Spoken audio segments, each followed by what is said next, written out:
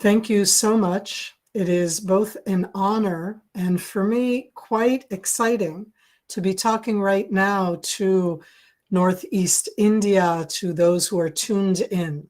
So, a few preliminary remarks. My accent is a US American accent. I think we all sometimes speak English with different accents.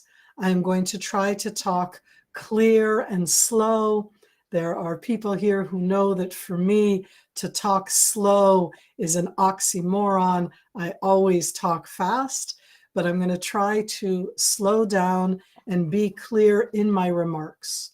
Because of all of us talking English, but perhaps having a slight English gap in the way we pronounce it, I'd appreciate all questions, comments, if people could write them so that I don't accidentally misunderstand questions.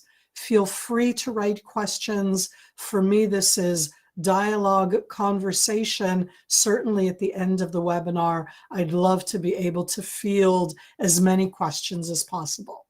So right now it is morning in Israel. We are 3.5 hours behind you, if that's the word. I'm seated quite near the Mediterranean Sea in the city of Tel Aviv, second largest city in Israel. The largest city is Jerusalem. Why am I going to talk about the Russia war in the Ukraine? The Russia war in the Ukraine is not a local war. It is not a regional war. It is a world war. Yes, it's Russia that attacked Ukraine, but the setting, the framing, the interests, the reasons impact Russia and Ukraine immediately. Ukraine is under attack. Russia is attacking. But the implications of it go way beyond the area it's taking place in. What I'd like to share are thoughts, ideas, because we're in the middle of it. I'm not going to be, now I'm going to say what I'm not going to do. I'm not going to resolve it. I'm not good at resolving them. I will talk about the Israeli trying to step in and help bring about a resolution. But what won't I do? This webinar is not a description, moment after moment of the last 14, 15, heading into 16 days of fighting. That's not what it's about. I am going to be doing a zoom out to talk about the deep set interests and how they impact and where this could go to in the sense of scenarios. As I said, I view this as a world-changing event, a world order-changing event, similar to the collapse of the Soviet Union in the early 1990s. Similar at that same time period, the terminology was the fall of the Berlin Wall or the collapse of the Soviet Union, when we went from post-World War II to Cold War. Then we went into the last 30 years of a very strong United States being dominant. The last few years have been, as I like to call them, a changing world, both because of COVID and other reasons. And this attack, Russia attacking Ukraine, within everything else that happens, is for me a new world order. So that's what I want to try and do. To do so and to keep me on subject, I am going to put up some data. It's mainly because I have a tendency to go off topic, and when I put something up in front of us, then it'll help me stay on topic. And what I'm going to be talking about is I'm going to be talking about the conflict in Ukraine, but as we said, the implications as you can see them going on. So element number one that I want to talk about in the conflict in Ukraine, and of course now I need something to work somewhere. I'm presenting, I'm ignoring, I'm using. Yay, it's going to work, right? It has to work. I'm supposed to know how to do my technology. It worked, okay? We're going to do Russia 2022. And you're all looking and going, Putin. I am going to be talking about the implications of Russia specifically under Putin. It is over 20 years of Vladimir Putin's rule. There is an aspect that has to do with the lack of democracy, but I'm going to go beyond that. He rules over a Russia that wants him to rule over a Russia. Russia as a world power. This is something which is important to Russia. Their status as a world power, their status as being equal to a United States, to a China, to a growing India, to the different world powers out there on the stage and the changes that are happening there. The aspect of Russia versus Europe, you mentioned before, both Europe, NATO, I'll dive into those aspects. This very much impacts this direct war. Russia and Syria, Syria and Russia, I promise these are the different issues that I'm going to explore in this talk. Russia and Iran, because as we speak right now, the negotiations between the international community, including Russia and Iran, over limiting Iran's nuclear capability are stuck. And they're stuck at the moment specifically because of the Russian war against Ukraine. So here it is already impacting totally other issues in the world with a direct impact. And so, as I said, I'm going to step on and in. And the first thing that I want to impact is Vladimir Putin, Russia, Putin, Russia. I'm not a Russia expert. I look at geopolitics in the broad way. When we talk about Russia in 2022, it is almost synonymous with Vladimir Putin. Who is Putin in that sense? And the picture that I chose to put up in the idea here, I want to emphasize three different aspects.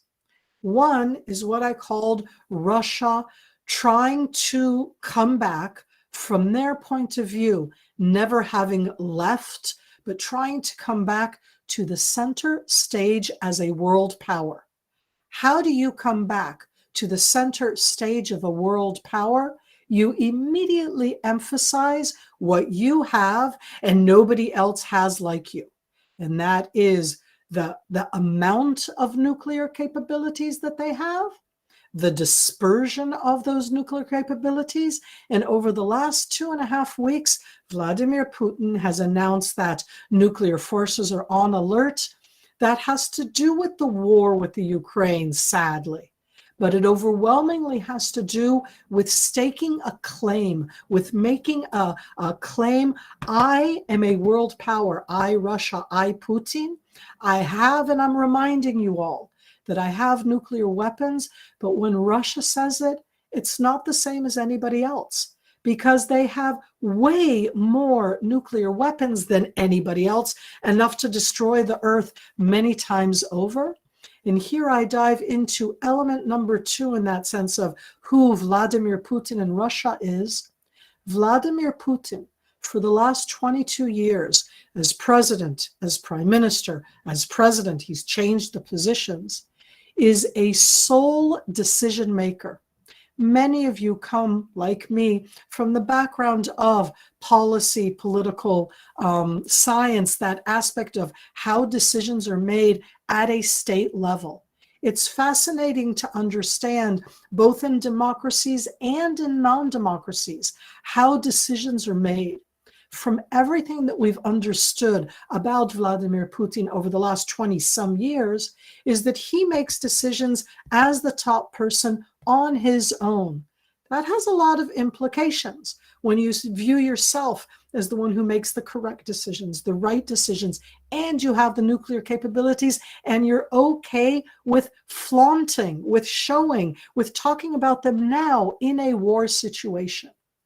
Add into it a few additional symbols of the Russian tsardom, of the Russian orthodoxy, of representing Orthodox, Christian Orthodox worldwide. I'll just add in on a local note that here specifically in the Holy Land, in Israel, in the Israeli-Palestinian arena, in the Jerusalem arena, Putin over the last 15 years has very much been sticking in the orthodoxy, the religious aspect, the religiosity of politics by stepping in and saying, we, the Russian Orthodox, are the main representatives of orthodoxy, Christian orthodoxy in the world. It is an important element that impacts all of Eastern Europe and Russia and a lot of the Middle East. So I'm just adding that in, that when we talk about Russia and we talk about Putin and we're talking about a world power, we're talking about somebody who is looking in the mirror, just each one of us do that right now, and what he's seeing is not necessarily what you would see. And what he's seeing is not just about himself. Russia supports him. His decision-making arena is very limited. He doesn't discuss it. He doesn't talk about it with others. What are the most famous photographs of him? I mean, again, they're in that little picture there, standing without a shirt. We've all seen that one. Riding on the horse. Posing with a tiger of all things, Siberian tiger, right? As opposed to a Bengali tiger, says me with no understanding whatsoever of what I just said. But these ideas of showing strength, capability, willingness to use all different types of capabilities, including the violent one, that is that Vladimir Putin. And when you take that into a war in 2022, add into it something that Vladimir Putin, as the head of Russia, inherited from the Soviet Union and from Russia before it was the Soviet Union. In my military background, one of the aspects of what I did was I was very involved in the research of Syria when it was still connected to the Soviet Union, and in the transition when the Soviet Union collapsed and Russia inherited the Soviet cards, the Soviet bases, the Soviet capabilities in Syria and in additional countries. When I write here the term Russian doctrine, I want to remind us political scientists, science in that sense, the art of science. There are all sorts of different types of sciences. Very clearly, there is a science of war. And Russian doctrine, which was developed in the 1920s and 30s, after World War I, before World War II, heavily developed in the Cold War period with the nuclear element. Russian military doctrine is, of all of the military doctrines in the world, it is very much a science. That doesn't mean that it's clean and not messy as all wars are, but it most definitely impacts the way that it's viewed. What do I mean in that sense? They started this war with cyber warfare. They started it before the war started. When we're talking about the immediacy against the Ukraine, they immediately added in, before it started, aspects of information warfare, of putting in both disinformation, misinformation, trying to control in the social media arena what all of us are talking about. These are elements of Russian doctrine. They weren't invented in the last 15 years with social media. I have been acquainted with them throughout my adult life as part of Russian doctrine, social media. I don't want to say that it made it easier. It made it more focused. It allowed it to step in a different way. Cyber warfare is something that the Russians have done in the last 20, 25 years, both within the arena that they're in the Eastern European arena, and further out. It isn't something new. Add into it that Russia has an enormous cachet of conventional weapons up until now, with the cyber warfare, with the information warfare, the Russian battles against the Ukraine until now, stage 1, stage 2, have involved until now conventional weapons. All of us have been reading over the last 2, 3, 4 days. In the information warfare, Russia immediately announced that the United States or Europe or NATO are going to use biological or chemical weapons. meaning you bring the terminology into the room, you blame the other side for it up front, you're already talking about it and everybody already knows it's out there, it may happen, so that when they use it, the Russians, it's already been out there, it's not us, it's defense, it's going to be in response. And I say that because when it comes to adding into that cyber warfare, information warfare, and the use already of conventional weapons, the Russians under Putin have already threatened not the direct use of nuclear weapons. It's more undercover than that. It's a information warfare. What did they do? They put their nuclear forces on high alert. What are you all thinking right now? Ooh, nuclear forces on high alert. Should I respond? Should I put my nuclear forces on high alert? Suddenly you're in a different ball game, and the conventional war becomes, oh, that's not too bad compared to what could happen with nuclear weapons. And nobody has used any nuclear weapons. All you did is you put in the seed for all of us to think of the implications of the use of nuclear weapons for us, the people watching it, to say, wow, nuclear weapons is way worse. So, conventional weapons, not so bad. It is an insidious, basic part of information warfare, of the cyber warfare is in a different way, of that Russian doctrine of how you take the warfare itself, you go out with your conventional weapons, everybody goes, look at this, people killing, dying, artillery, a little bit of air force, not too much, Russians dying too, yes, no, but you put in the background the seed of the possibility of the use of nuclear weapons. Everybody is already playing in a different game. It's a very challenging arena. Now I'm going to take that immediate arena of Russia, that Russia doctrine, Russia under Putin, and I want to dig down into some of the aspects of what this can mean in a broader sense. Putin framed this being both about NATO. I'm sure you can't see anything, but afterwards I'll send you the presentation as PDF. You can share it with everybody. I steal anything that's online and poke it into my presentations. So feel free afterwards as I steal them from BBC or Statista and lots of other places. It's just I wanted the map, and just to remind myself in that sense, 2 to 3 issues that we have here. I want to remind you all, Russia sees itself as a world power. The EU, the European Union, as it grew and as it grew, is an economic power horse for Russia.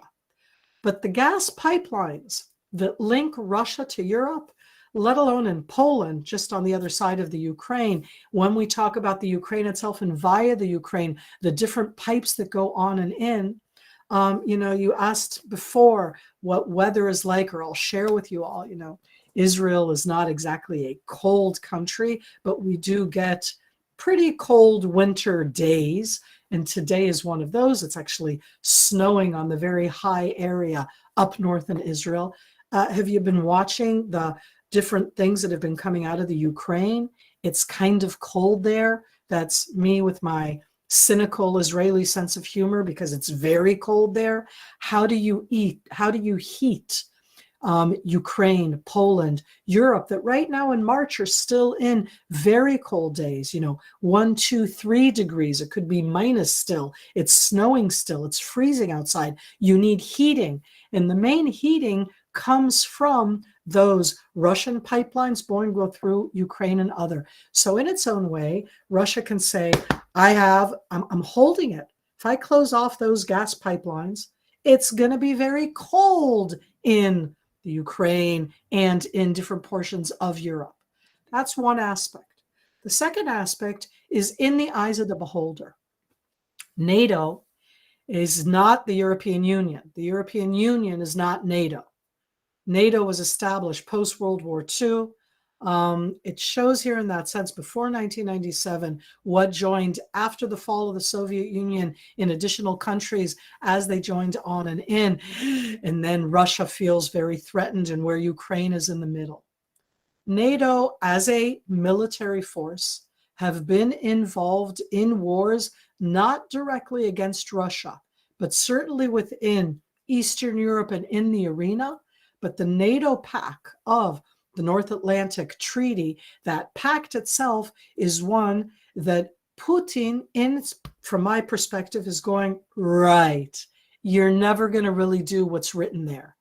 It threatens him. He sees it coming closer and closer, but it threatens him in the sense that, hey, we, Russia, we're a world power, and you're building a military power, which is something that I don't know what I'm going to be able to do with. I can use and balance on and out, and the focus goes to the Ukraine.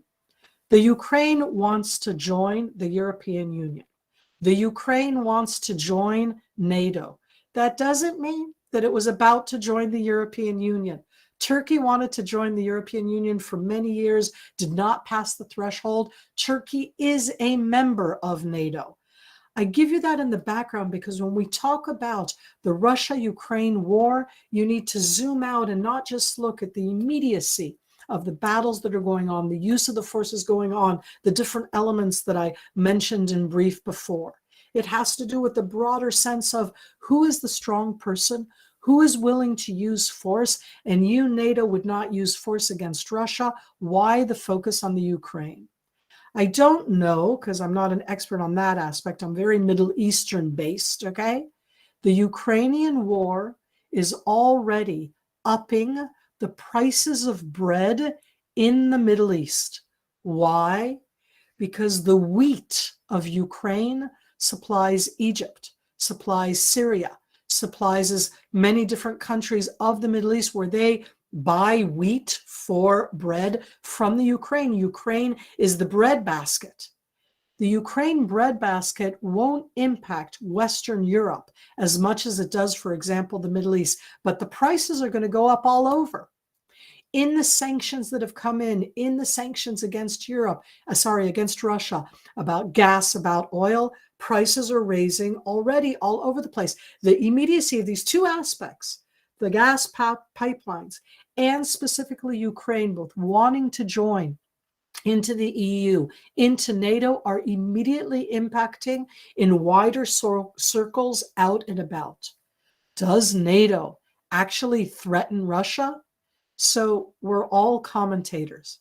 Neither one of us, neither India nor Israel, are members neither of NATO nor of Russia. So we're looking at it from the side. What's important right now is, for whatever reason, Vladimir Putin, Russia, Vladimir Putin, they think that NATO threatens them. I don't think so. I think that it's a premise for strength-wise, but the attack against the Ukraine is very much the difference in the general aspect where Russia is willing to use its military force, its own doctrine, to conquer another country. And I don't think that they understood how much the EU would come together, the new members would come together, how much NATO would stand up. In their own way, Russia initiated a counter movement that they did not expect. And here we are 16 days later. They did not expect that to happen at the time.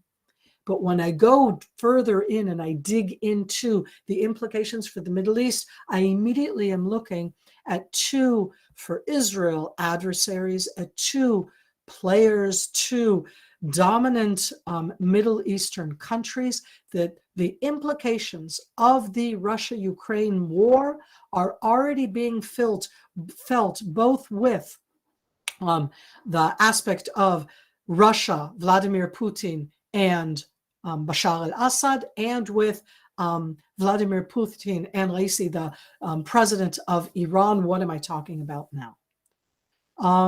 Syria, I'll go and I'll kind of take them one at a time. Each one has different implications that right now, 16 days of fighting, Russia, Ukraine, and already we're seeing how the implications of this are building within our own arena. I'm going to start with Russia and Syria. I'm very cynical. It's a very Israeli trait.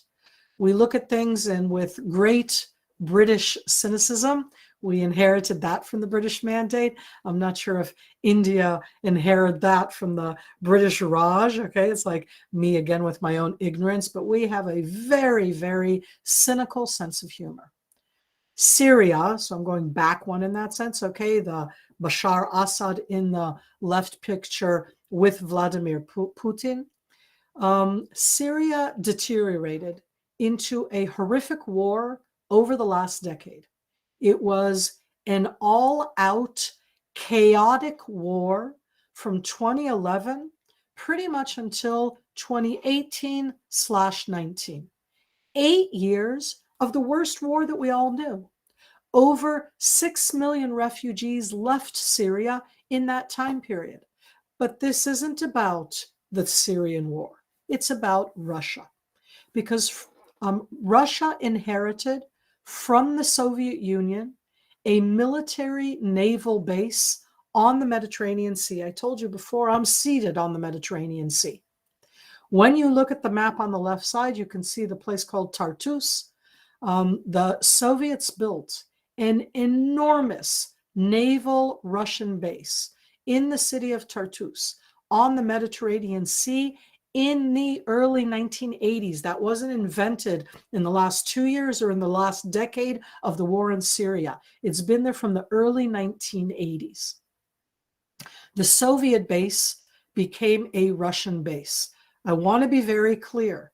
It's a base similar to US or British bases throughout the Middle East, which are ex-territorial. You have US bases in Qatar and in Kuwait and in Saudi Arabia, and I could go on in Gulf countries, the United States and the British have in Cyprus. You have different bases. The Russians, okay, I'm being nice here for a moment, that's my cynicism, they have one base. It's in Syria. It is a very significant base for them because it is their winter base. The Mediterranean Sea does not freeze during the winter. And when you think of, for Russia, the implications of that base, that was there when the Syrian war broke out. What Russia wanted is to be a world power. When they have the card of Syria for you to arrive at any kind of resolution, stability, equalizer inside Syria, you had to go through Russia. So Russia's base didn't have to do directly with that. But to be sure, the Bashar Assad, the dictator, stayed as the Russian crony, the Russian ally, the one that is willing to have Russian bases. In this war, Russia expanded to having Air Force bases, an additional naval base that are Russian held, that are Russian controlled. They don't have Syrians inside. These are for Russia capabilities they are not willing to give up on. Why does it also directly connect to the Ukraine war? Again, this is my very Israeli military cynicism, because Russia, ladies and gentlemen, used Syria as a military playground to try out all of the different techniques that they are using now in the Ukraine. They carpet bombed cities. They carpet bombed the cities after seeing what artillery does, what urban warfare looks like, how you can use your armored different types of troops, how you use your air troops, air defenses, what it looks like with, what it looks like without. They used it with Russian troops on the ground in the years of fighting in Syria. Right now, in that sense, what they're using in the Ukraine are different techniques, ideas. I called it before Russian doctrine that they tried out on the Syrian playground. It is horrific. In addition to that, Syria itself is a strong ally. And as of now, Russia has talked both with Bashar Assad and additional leaders. I'll remind all of you that last week in the vote at the United Nations, when the world voted to I'm blanking on the word in English right now, only Hebrew is coming, to sanction or not sanction, just to condemn Russia for invading Ukraine. 141 countries voted to condemn Russia. We don't talk about the 40-some countries that abstained, but 5 countries voted with Russia. One was Russia. 4 additional countries voted with Russia against the condemnation. And of course, Syria was one of those. Hand in hand they are on the Israeli border. So for us, this is of great importance. But this is an additional round of how it impacts one and the other. Second Middle Eastern arena that is directly impacted by the Russian-Ukraine war, both before and after, are the Vienna talks that you can see on the left side. The Vienna talks have been going on for over a year to try to arrive at a new nuclear deal with Iran. This isn't about my Israeli opinion of the nuclear deal. I'm talking right now about the implications of the Russia-Ukraine war and what it means in a broader sense. Because Russia is one of the 6 original signers on the agreement with Iran, the United States, Russia, EU, UN. It's under the auspices of the International Agency for Atomic Energy. Russia right now is not willing to sign on. If Russia doesn't sign on, meaning that the implication, it would be similar to when the United States left the former agreement that took place in 2016 after the elections in the United States. These are issues which have immediate impact. It means right now, as it's been for the last 4 years, there's no supervision, no international community looking at all at Iran's nuclear quest. I'm not talking about the other problems of Iran in the Middle East and beyond, and that is directly connected to the Russian-Ukrainian war. Russia has supplied different weapons to Iran, and this has always been part of it. It means that right now, again, Russia, as a world power, using its stance that it demands, that it wants to be acknowledged as a world power, using it both ways in the Syrian arena and in the Iranian nuclear discussions. Some facts that you may or may not know. Israel is a small country. India, largest country in the world, pretty much on par now with China. So you're 1.3 billion people. Israel is 9 million people. Okay, big we're not. I imagine that right now you live in an area that 9 million is not a big number.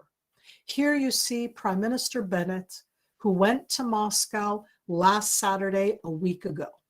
He flew to Moscow directly to talk to Vladimir Putin.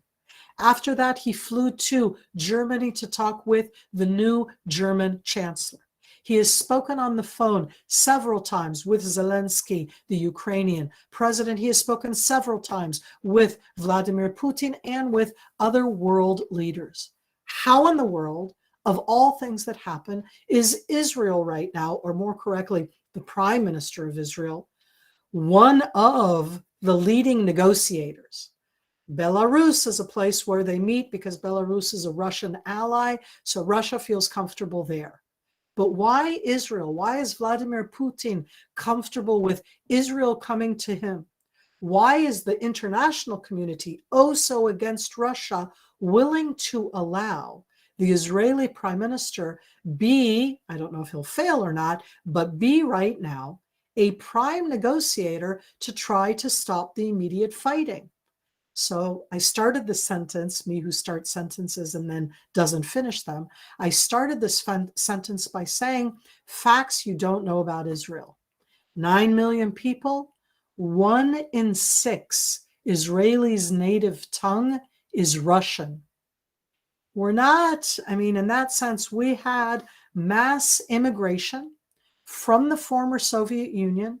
When the Soviet Union collapsed, 1989, 1990, 1991, 1992, in a period of 8 years, 1 million Russian-speaking Jews, or people who can come to Israel under the Jewish law of return, 1 million people immigrated to Israel. At that time, we grew from 5 to 6 million people over a period of 8 years. We grew by 20% in 8 years.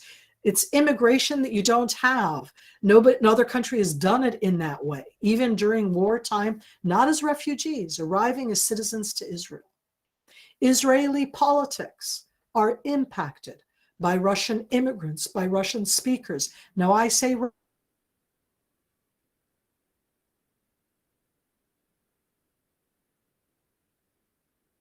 Russian. They can speak Ukrainian and Russian. Ukraine has been a budding democracy for the last 5, 10, 15 years, coming out of the Russian influence sphere. But Israel has this odd demographic where, again, I emphasize, 1 in 6 Israelis' native tongue is Russian. Literally, it was a 20% growth in our population, and that these Russians were coming from all of the different Russian areas with the collapse of the Soviet Union. Does that make Israel a better negotiator? I don't know.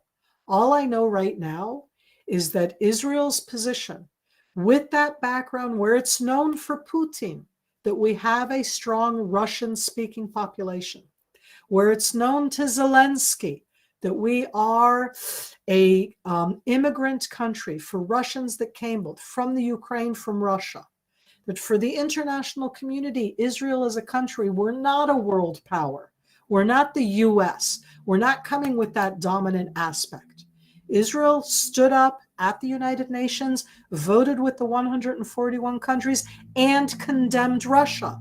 And after that vote, Prime Minister Naftali Bennett flew to Washington. So we really have a complex issue in that sense right now, because when we talk about Israel and the Ukraine, the Israeli public is on the Ukrainian side. We haven't had any demonstrations whatsoever inside Israel that have been pro-Russia. They've been pro-Ukraine. What does that mean? I'm not sure. We need to remember where Russia is. And I'll leave this up just for a moment, because Russia, by far, is the physically largest country on earth. It has lots of borders on the side with the United States, on the side towards Europe and Northern Europe, and into all of Central and Eastern Asia. It is an enormous country. So there's India. I found a map where I could kind of show, what's in between India and all the way up to where you get to Russia. But the implications of the Russia invading Ukraine are immediately already felt in Europe with the refugees, in Europe with the lack of gas, in the entire world with the raising of prices, both gas and oil and basic food, in the international political world because of the nuclear issue, which is out there right now. We're thinking about it. Decision makers have to think, what will they do? What if Russia uses it? In the information warfare, well, really none of us actually know what's happening in that war again. In the immediacy of Israel having stepped in, or the prime minister, to be the negotiator in that war, so it comes into my doorstep, and into the fact that it stopped the nuclear negotiations in Vienna with Iran, which has immediate implications, not just for Iran, but also for Israel. I try to tie together an enormous different aspect of different ideas. I'm happy now if there are any questions to answer any questions. Feel free to ask on this anything that you'd like, and I will try my best to be able to answer them. I'll stop sharing so that that's out of there, and please feel free to ask any questions. Miri Eisin, thank you so much for your presence today. I'm pretty sure all the people who are present today and those who are going to watch it later on, they are going to learn a lot from it. And we really appreciate your time for enlightening us and for us to actually understand the relationships among the countries that are playing a major part in this. And that's something that often doesn't get covered that well in its entirety or substantially or in a comprehensive way in the media. So it's so nice that students and even research scholars at Tetso College and some other places who are going to watch it, they are going to actually learn from it, enjoy it. Thank you so much for this enlightening webinar, this lecture for us all. Professor Kafo, you want to take over and ask a few questions? Then perhaps we'll go to the audiences. Yes, I have a question for you, madam. You work in the military for many years. I like war stories sometimes. And what was your greatest challenge when you were working in the military, ma'am? Okay, so when I was in the military, Yes. I'll go through a few different things, okay? First of all, in Israel, we have the draft. I want to remind everybody, I didn't volunteer into the military. At the end of high school in Israel, I said 9 million citizens. The bulk of the men and around half of the women at the end of high school are drafted. So when I was drafted, I didn't choose to go to military intelligence. When you're drafted, you're not volunteering into a unit. You are essentially they do a lot of testing, and they send you to where they think you can be the most impacting. So I was drafted into military intelligence. I served there for my compulsory service, and then, only then, I chose to stay on. I think that for me, the most impacting positions that I did were when I was the head of the Syria research branch in the northern arena, where I was looking at the northern threat. As I said, to learn about Syria, Syrian military meant learning about Russian and Soviet doctrine. You need to understand capabilities of militaries in its own way, in an odd way. Military is a language, and it's a very similar language worldwide, because in intelligence, I learned the language of the enemy's military, in this case for me, Syria. And because of that, I actually talk military with any military. I'm more at ease talking military with militaries worldwide than I am sometimes talking, to people who talk on regular conversations. So for me, I was the G2, I was the intelligence officer of the Israeli Airborne Division. That was the most significant position that I did. We have one airborne division. And I think that from that point of view, it's looking at whoever is the adversary, trying to step into how they're thinking, not to amplify what I see, not to look at it from my point of view, because then I am actually not giving the intelligence importance.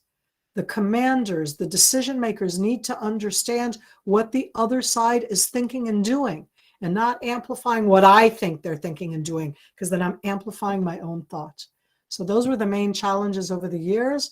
As a woman, by the way, I was alone all of my military career entirely, from A to Z. There were very few women who were drafted into military intelligence when I went to officers course, there were even less. And from the minute that literally I was a captain, major, lieutenant colonel, I was always the only woman. That's wonderful, ma'am. Yeah.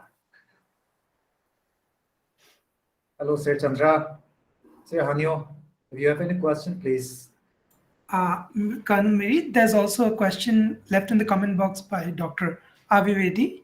Yes. I think you can read it as well. It's a fascinating, I'll read it out loud for those who can't see it. What is your take on India abstaining from the UN vote against Russia? So here I was being nice and PC and not saying, and you, India, abstained, right? Okay. I want you all to think about it. This is world politics. It's taking a stand.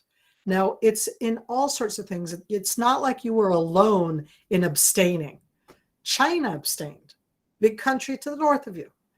All, ALL, all of what I like to call the STAN countries, all of the independent republics, post-Soviet Union, okay, who are to the south, to the east, all of them abstained. And I'm like, I probably would have too if I was located where they are.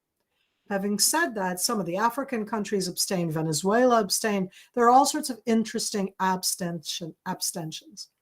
It's about looking at the day after. India has a relationship both with China. This is me, okay? I don't know anything.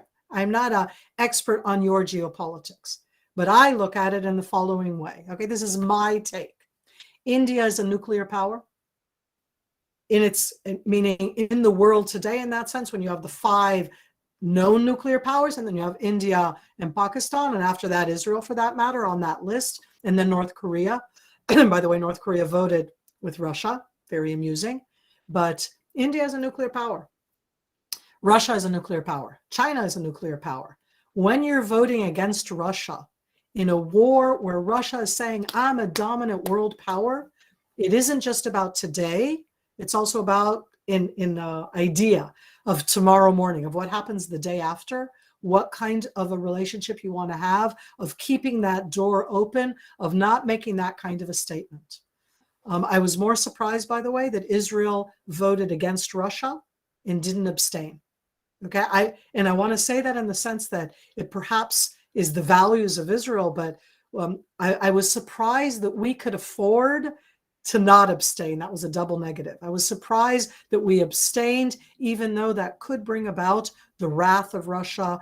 And I think that at the end, it does mean that it left us in a place where we could negotiate. So I see India, I see the Prime Minister. I mean, in that sense, I'm looking at India as a starting very much being on the world stage as a world power, as a nuclear power, and voting there and looking at the day after. And that's what geopolitics is about. It's called realpolitik.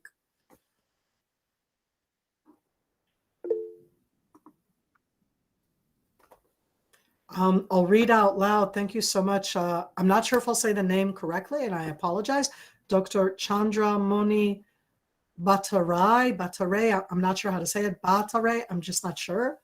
Do you think this war will change the existing world order and bring new world order and highlight its implications on world economy? So the short answer is yes, it is, period. I view this event of Russia attacking Ukraine, and there are no good end scenarios. So it changes the world order. One, Russia is bringing itself back into the central arena. It wasn't. Nobody looked at it that way. It wasn't a country that impacted in that way, and it's brought itself back in. Two, a world power, a tact, a sovereign budding democracy. There was no question about that. We haven't actually had a war like this. When Russia, in that sense, attacked both against Georgia, there are different battles that went on in the post-Soviet arena. They were small wars. They were on the side Ukraine. Ukraine, over the last 15 years, was finding a Ukrainian voice. Now, Russia says there is no such thing as a Ukrainian voice. That's part of what they're saying, that they speak Russian, they are Russian, it's part of Russia, and we're basically taking it back. But that Ukrainian voice was very much heard in the West. And the changing of the new world order is that the European arena found this united voice that they haven't had for many years. I don't see it as being about NATO. I see it in continuation with your question as being much more about the economic implications. Having said all of that, I come from a military background. And Dr. Chandra, I say that because to me, this event mainly has enormous economic implications, but the military aspect of it is a very sad one because Ukraine will not be able to stop Russia. Okay, they're delaying Russia, but they won't be able to stop. Excuse me for being such a doomsday prophet.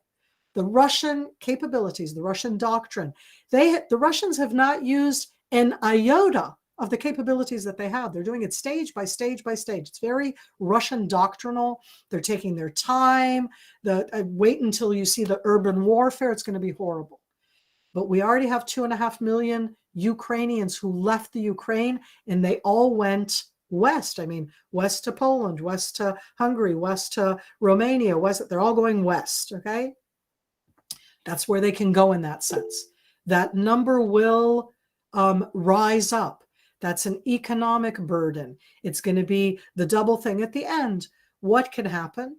Putin could arrive at a compromise. Y'all looking at me? I don't think so. I think that's one of the big problems. I don't think Putin has put himself so high in a position of the Russia and the world power that what compromise can you arrive at? That he agrees for the Ukraine to continue to be alone and only the two Eastern Russian-speaking districts, that's what he wanted from the beginning, will be part of Russia. Can you imagine living in the Ukraine after that, where you're constantly feeling Russia on your doorstep, and it could happen tomorrow morning? I think that what Russia would like to have happen, I mean, you asked about the world order. As I said, the world order has changed. Having said that, I said I was going to say something militarily. I think that not a single country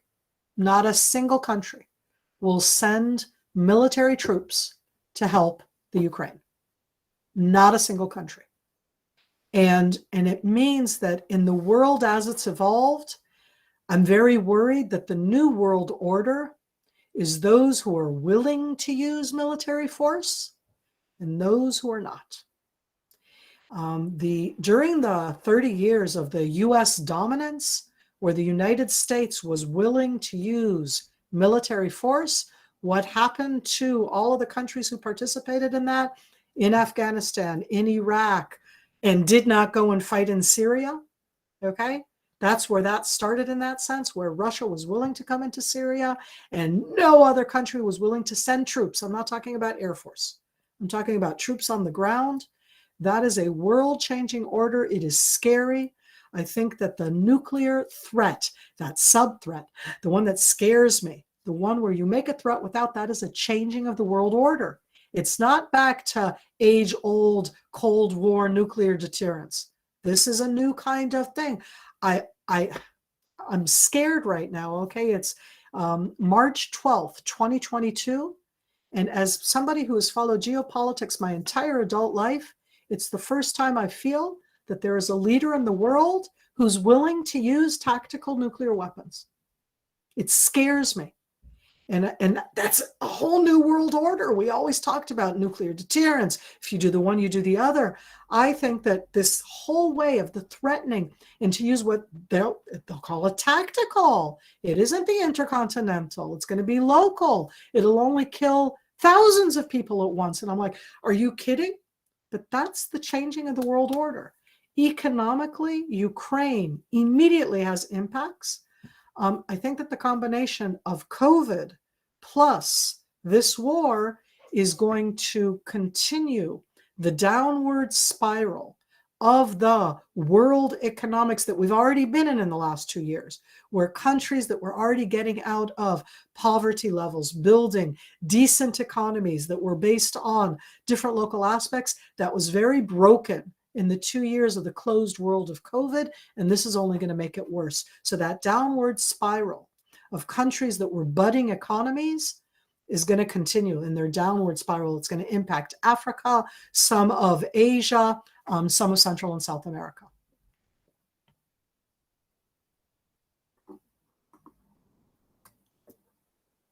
I'm going to read again. And I apologize again if I am totally mispronouncing name. Guru Manyum Melody Sharma. I love that. I don't know if I said it correctly. The famous quote, "War causes more problems than it solves. This war may avoid Ukraine to join NATO, but how far will it push both Ukrainians and Russians into poverty as economy has been highly impacted? To what extent innocence will suffer? Any suggestions on what can be done individually to help the changing scenario?" Such a wonderful quote and idea. And again, I'm going to answer in my realpolitik mode, which doesn't make it correct. What it means is it's where I come from. I sadly live within a world where I think that war is part of the world. I think that war is part of human nature. And I think that there are always going to be those who are going to do war. And the fact that it causes more problems, I can agree with you, but I actually think that it's still going to continue to be part of world politics. The use of violence on a local level, regional level, world level, in higher or lower, weaponry and weapons. run the economy of the world much more than bread. If you look at numbers, just at the numbers of selling, buying weapons worldwide, it's horrible. And as I say, I acknowledge it and I take it to the next step. The Ukrainians are absolutely innocent victims. They're innocent victims. And I'm looking at it right now from a zoom out. When we zoom in, how can we help both the Russian people, by the way? I'm always worried in that sense. Are the Russian people being duped by Vladimir Putin? So I'm going to say something very controversial. Very controversial. Were the German people duped by Hitler? That was very controversial. Why am I saying those two things? Because there is people, when they go after leaders, when they follow leaders, when they listen to things, when they believe to things, then they had that capacity that whatever was being said to them is something that they were willing to believe and accept. So I don't know if the Russian people are being duped by Putin and they really want to do something else. I am positive that there is diversity, both within Russia and a bit perhaps within the Ukraine. There's lots of diversity. Every place has diversity. And Russia is coming with these claims and crushing it all. The people at the end who end out in the last 2 years of COVID and in any war, and here, ma'am, I say it's both COVID and war, the victims become women and children. Women lost their jobs in COVID. Children became, because they are not within educational structures, schools were closed, their world totally changed. And in war, who are the Ukrainian refugees fleeing? Women and children. What is this world? So it isn't just the war, okay? The pandemic did the same thing. So we have a lot of challenges in that sense within the world still today, that of all things, the women become victims, the children become victims, just like 2,000 years ago or 1,000 years ago, or in World War I or II. And we're still there right now. The economic implications are immediate for the Ukraine, lesser so for Russia. Russia can be semi-self-sustaining, let alone if they conquer the Ukraine, then they get all of the capabilities that the Ukraine brings when it comes to that agricultural enormous land that Russia sees as its own. What can we do? We can help every country, every individual in the way that we feel committed. You do so in the way that you feel can help. If it's helping out Red Cross or International Monetary Fund or the International Food Organization, it's to help people and individuals. I don't see any of us right now standing up, taking weapons, and going to fight together with the Ukrainians.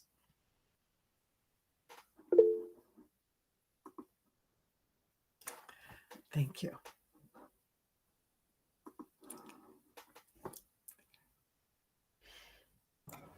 Professor Kafur, you want to ask anything, or any other attendants want to ask? Go ahead and ask anything else. As I'll just ask a silly question from my side. Sure. Go ahead, sir. Go ahead, sir. Yeah. So when we look at the average formations that the Russians have sent in, they have sent it from the north, from the east, from the south. Then there were some rumors that there were naval landings, but then other side came and said, no naval landings have taken place near Odessa or something. But when we look at these formations, how well sustainable are they? Because they are maintaining connection, they're keeping their supply chains intact as much as they can. So each average formation, let's say of 1,000 or so, or around whatever the size is, how long can they sustain if they are suddenly cut off from the logistical sources, their supply depots? So thank you so much, Jyoti. And it's a military aspect in that sense. And I initially also spoke just a bit that there's Russian doctrine, and I'm going to expand on that one a bit, because Russian doctrine is the only one which is systematic, written out, trained, and they've been training on it. Not only that, but from 2008, 9, 10, over the last decade, the Russian doctrine people have been updating their doctrine on the issues that you're talking about. Naval landings, aerial capabilities, how you keep open long logistic supply routes. Does that mean that they won't make mistakes? They'll make mistakes. But the doctrine in its own means that you both land from the air, land from the sea, go over land. And the Russians have these enormous land lines so that they're supposed to be able to build. They have a very doctrinal idea of how you build the logistical supply lines for weapons, for food, for capabilities, for armaments to get to the front line that you're at. They have opened, and again, most of us, I'll say myself, we're all following this war without having, I'll say otherwise. We feel like this war is the one that we're all seeing and we all understand because there's so much information. But there isn't. It's misinformation and disinformation. And I will go so far as to say, because I totally support Ukraine in what's happening, but the misinformation and disinformation is on both sides. So I don't know if they've done naval, aerial, or otherwise. If I follow what the Russians say, what the Russians are saying is a totally different war. If I follow what the Ukrainians say and I access Google Maps and I look at whatever satellite capabilities I have to look and see, I can see the Russian doctrine taking place. I can see that they are not advancing the way they expected. Most definitely, the Russians thought that they were going to advance, but they've done so in lots of different ways. They're coming at it from all sides right now. It isn't a one aim. They've come at it from the north. They've come at it from the east. They're most likely using Crimea that they already annexed and conquered in 2014 from the Ukrainians, under the satellite. Most of us didn't notice. We all thought, Ukraine, Crimea, and then you get to there because that gives them both a naval base and a naval standing in the south of Ukraine from the Black Sea, but it gave them a naval base. But where can they supply that from? They don't have clear, open military lines that they can arrive at Crimea. The forces that they have that could come from the sea actually are based in Syria in the large naval bases that I mentioned in the Mediterranean Sea. But to get to South Ukraine, I'm smiling as if this makes me happy. It's me who sees military science. At the moment, I'm just ignoring the amazing question before about the innocents dying. And I'm just talking about the military aspect. For the Russian military naval forces to arrive in the Black Sea, they need to go through the Bosphorus Straits into the Black Sea. That's Turkey. That's NATO. Now, under international law, Turkey, NATO are not allowed to block. That's an international naval route. Will they, won't they? Will they, won't they? Are they just going to stand on the two sides of the Bosphorus and wave at the Russian capabilities going on through to Crimea, South Ukraine? I don't know. Okay, it hasn't happened yet. Okay, that's one of the aspects that until now, the Russians have not tried to push the button of transferring troops through the Bosphorus, which is both sides Turkey, to get into the Black Sea. I don't know if they will in the future. So all of these different aspects of naval landings, of logistics, etc., are mainly coming now from north, northwest, northeast, and from the Black Sea to the Black Sea. They haven't yet tried opening up that southern arena, which would be to come from the Mediterranean through the Bosphorus into the Black Sea. Thank you so much, Colonel Eisen. That was enlightening.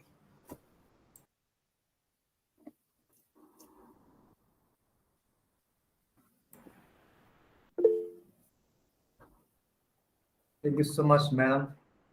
Is there any more question? I think one more question If is you coming. want, I'll take this. I see one more question. Would you like me to address Yes. it? Okay. Yeah, please go ahead, ma'am. Thank you. Aveve, having seen the Ukraine situation, has it become a threat for smaller countries from this part of the world, particularly like Taiwan, a U.S. ally? What is your opinion on this? So it's kind of like the short and long question, like I said before. Yes, it most definitely threatens. Having said that, China versus Taiwan, China has used physical military force against Tibet, okay? But China overwhelmingly has tried to use its economic force as a strong force worldwide to get its